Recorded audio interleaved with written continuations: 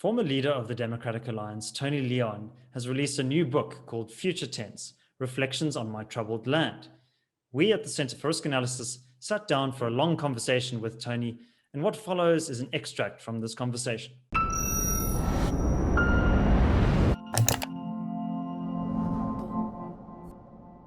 So, Tony, in the book, you reflect on South Africa's dire fiscal situation. It's something that we've covered extensively on the CRA channel, looking at a 500 billion rand fiscal deficit for the coming financial year, a debt to GDP ratio that's set to balloon above 100% in the medium-term expenditure framework, i.e. the next few years. How do you see this factor affecting South Africa's politics? Because the government seems to be living on borrowed time as far as its access to capital is going. What role might this play?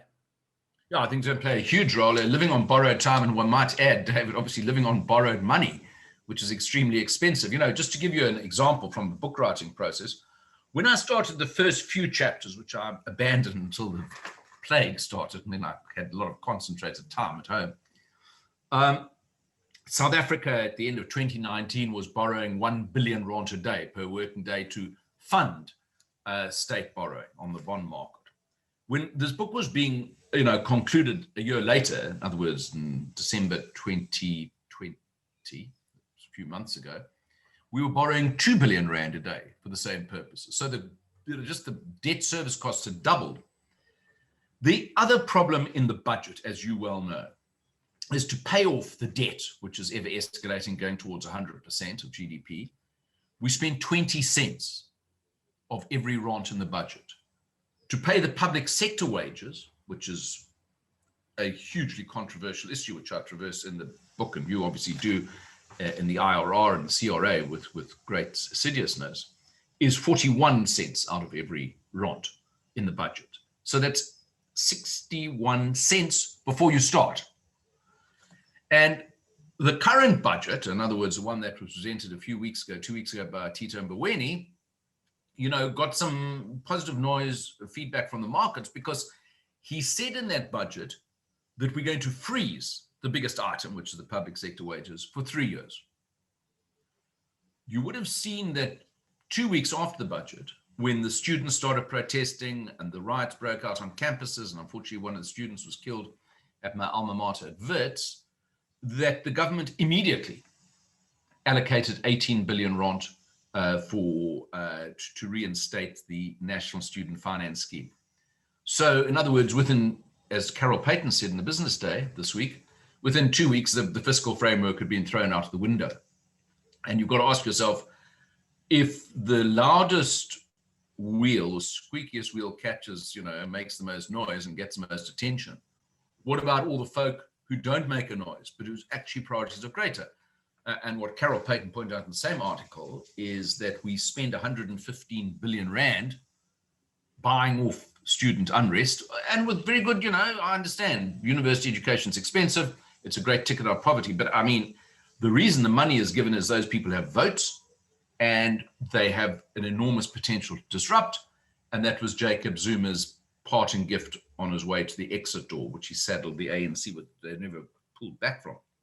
And yet, you could make the case very compellingly, as educations have done, that it's far more important to deal with children at the very earliest stages, so-called early childhood development, because that is critical. If you have a distorted, stunted early childhood development, it's very difficult to get any educational outcome for that particular person, usually a poor person, usually a rural person, usually a family in need. And yet, only 1 billion rand is allocated in the same budget versus 115 billion for higher education. So this is because of lobbies. This is because of pressure. This is because of votes. And someone put out on Twitter this week that obviously Tito Mboweni's February budget is simply a wish list of suggestions on his part. And that causes me concern. And, I had a lot of jousts with Thabo Mbeki, although it was like, as I pointed out in the book, debating with a ghost, because he didn't debate, really. He didn't engage with his opponents, external me or internal in his own party, which probably cost him his presidency. But the success, and it was largely successful, of the Trevor Manuel finance era was because he had the complete backing of the president, who stared down a lot of vested interests to make sure that we could reach a stage when Mbeki and Manuel exited the finance ministry and the presidency, that South Africa's borrowing costs were only 22% of our GDP, which was kind of, as impressive as Great Britain's at the time. But that was because Mbeki at least provided leadership cover for his finance minister. I point out in this book that during the lockdown, the intense lockdown last year, Tito Mboweni lost every round to the economic Talibans in his own party, and the president was missing in action, which brings us back to the first point that you asked about the Ramaphosa presidency. We live in uncertain times. Click here to find out how the CRA can help you to understand, prepare, and prosper. So, Tony, we at the Center for Risk Analysis focus on political and economic risk. And three of the big risks that we've been covering over the last year or so is national health insurance, expropriation without compensation, and also prescribed assets. You touch on these topics in the book. Could we start with expropriation without compensation? What do you think is driving this? How do you see this process playing out?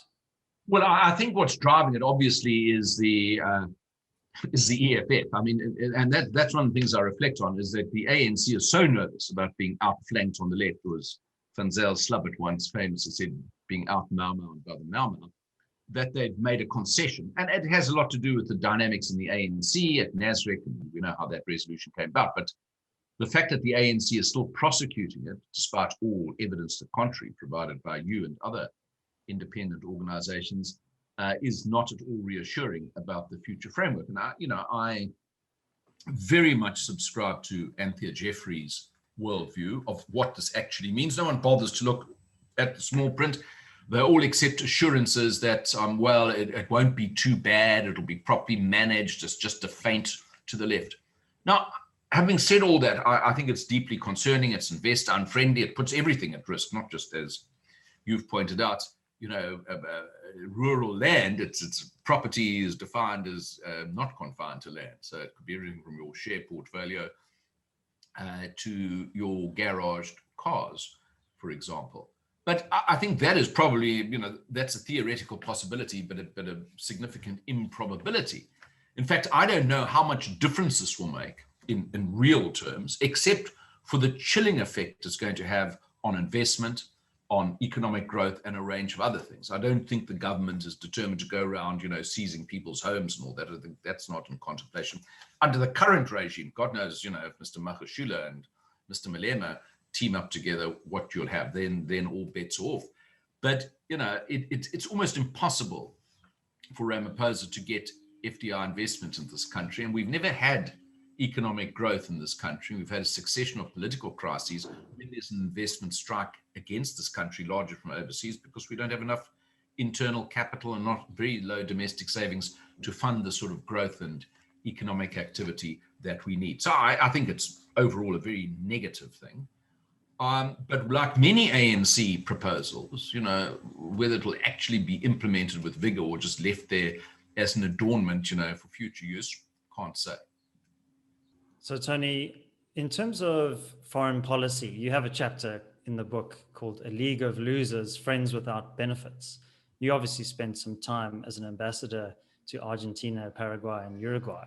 And I thought some interesting insights there in terms of the way in which South Africa has aligned itself with some fairly odious regimes, the way it positions itself in relation to its supposed allies in the West. What are some of your reflections there on South Africa's foreign policy track record? Yes, that chapter I wrote with a great deal of passion because, as you say, I was an ambassador. So we were happily at the country that I chose. I was given a menu of two to choose from, was not controversial in terms of bilateral relationships. I wasn't obliged to go and prosecute ideas that I was uncomfortable with. But obviously, I do talk about South Africa's human rights delinquency, and I give some of the examples, and particularly in countries that I in regions I know very well, like South America, which Venezuela is the standout example, and I spent quite a lot of time interrogating that, because Zimbabwe is obvious next door to us, Venezuela is further away, but a regime that is even more murderous and tyrannical than the ZANU regime in Zimbabwe at the moment, which we've, completely hugged to our foreign policy bosom. Even the president has done so with Maduro. So you've got to say, well, that's a negation of the Mandela era. It just diminishes South Africa to what I call the third world balcony, where you can make a lot of noise, but you're so far away from the front row winning nations who are engaged in the realities of the world that you might as well not be in the world forums that you spend a lot of money and effort getting into.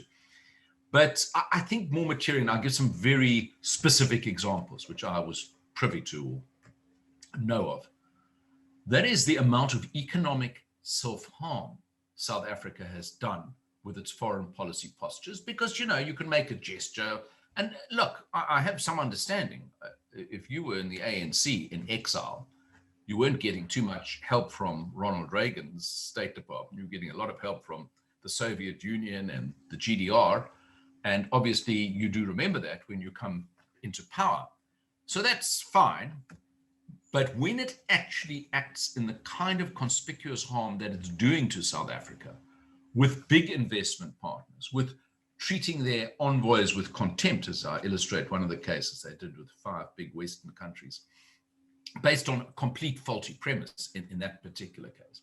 And when you send some of the most maladroit crooks overseas to represent you in some of the most preeminent capitals of the world, then you've got to say, we're spending, 7 billion rand a year on funding our foreign policy missions and foreign affairs missions.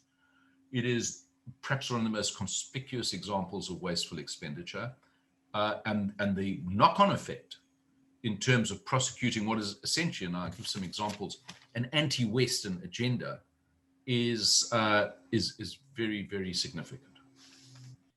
Well, thanks very much, Tony. If you enjoyed this analysis, why don't you grab yourself a copy of Tony's book? It's linked in the description below and is available in all good bookstores. We have other videos, extracts from our longer conversation with Tony, which are linked to here. Until next time, take care.